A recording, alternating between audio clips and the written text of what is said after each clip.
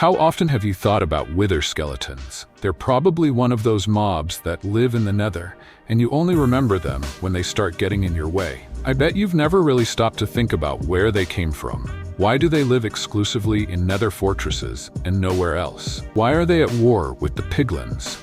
And how is this connected to our player character? What is the Wither? Why can it only be summoned with skulls and soul sand? Today, I will try to answer all these questions and uncover the true history of the Minecraft world. So, sit back, get comfortable, I'm Raymond, and let's begin with some Minecraft theories. Let's start from the very beginning and draw a parallel between a skeleton and the Wither. An ordinary wither skeleton, unlike a regular one, has the wither effect and drops bones, which is natural for such creatures. It carries a stone sword, making it a melee skeleton, not a ranged one like a stray or a regular skeleton. So what theoretically distinguishes these creatures from each other? It's logical to assume that a wither skeleton is the same as a regular skeleton, just one that burned up in the nether. Several facts support this theory. Regular skeletons also spawn in nether fortresses alongside wither skeletons, although there are far fewer of them. This could be a reference to them once being ordinary. Furthermore, the burned wither skeleton is immune to fire. This is possibly because it had already burned up before. Also, if a wither skeleton is a burned skeleton, it logically wouldn't drop coal, and its bones become more brittle. This explains why there's a chance for a skull to drop when you kill one. If we draw an analogy with zombies, you can notice that their desert variants, husks, are taller than regular ones. The same applies to skeletons. The wither version is taller. The bones likely expanded due to prolonged exposure to the high temperatures of the nether. Now we come to one of the most important questions: the feud between the wither skeletons and the piglins. It's obvious that the wither skeletons couldn't have built the nether fortresses. All structures in the nether, including the bastion remnants, belong to the piglins. But now, in the nether fortresses, you can only find infected pig-like creatures, zombified piglins, and even then, very rarely. So what happened to this place? Let's turn to history. When the fortress was first being built, the piglins, who had recently moved from the overworld to the nether, were settling into the new territory.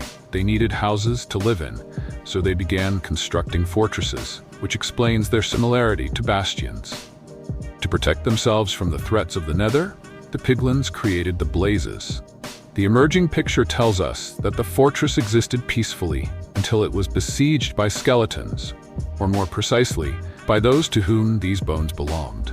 As a result of the battle, many of the attackers were burned by the blaze's fireballs, which explains why the inhabitants of the fortress today are specifically wither skeletons, burned creatures immune to fire. But then, why do blazes attack the player? The answer lies in the origin of the skeletons themselves. Who were they before they became what they are now? The structure of their skeleton exactly matches that of our player character. This means that the attackers of the fortress were humans. It's no secret that humans descended into the nether, so besieging such a fortress is entirely plausible. The blaze's reflexive attack on the player could be an echo of those ancient events, although the precise goals our ancestors pursued remain a mystery. The nature of the Wither deserves special attention. This creature, hostile to almost everyone, is created from soul sand and the skulls of wither skeletons. The Wither's incredible fury is directly linked to the materials used to summon it. Soul sand, if you look at its texture, is literally composed of pain and suffering. The wither skeleton skulls are also imbued with anger and a thirst for revenge. This volatile mixture explains both the hatred between the wither skeletons and the piglins, and the wither's own blind rage.